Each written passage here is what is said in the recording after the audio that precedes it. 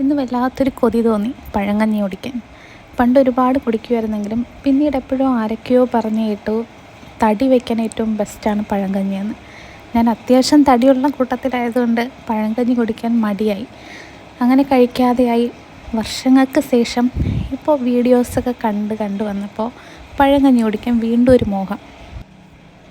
കുറച്ച് തലേന്നത്തെ ചോറ്, അതിലേക്ക് കനലിൽ ചുട്ടെടുത്ത മുളകും പുളിയും ചേർത്തിട്ട് നല്ല ടേസ്റ്റുള്ളൊരു പുളിച്ചമ്മന്തി. എനിക്ക് ഭയങ്കര ഇഷ്ടമാണത്.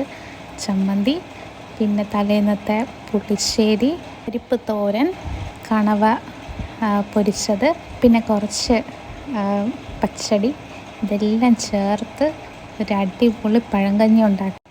ചോറ് മുഴുവൻ കഴിച്ച ശേഷം ആ വെള്ളം കുടിക്കുമ്പോൾ ചുണ്ടിന് ചുറ്റും നല്ല നീറ്റലായിരുന്നു. പക്ഷെ അത് വകവയ്ക്കാതെ ഞാൻ കുടിച്ചു കഴിഞ്ഞപ്പോൾ മനസ്സിനും ശരീരത്തിനും ഒരു റിഫ്രഷായ ഫീലും ഒരു സമാധാനവും. അപ്പോൾ നിങ്ങളെല്ലാവരും ഒന്ന് ട്രൈ ചെയ്ത് നോക്കണേ. നമ്മുടെ ഈ ഫാസ്റ്റ് ഫുഡൊക്കെ കഴിച്ചിട്ട് വല്ലപ്പോഴും ഒരിക്കൽ ഇങ്ങനെ ഒരു പഴങ്കഞ്ഞി കുടിക്കുമ്പോൾ നമുക്ക് കിട്ടുന്ന ഒരു ഫീൽ അത് അനുഭവിച്ച് തന്നെ അറിയണം.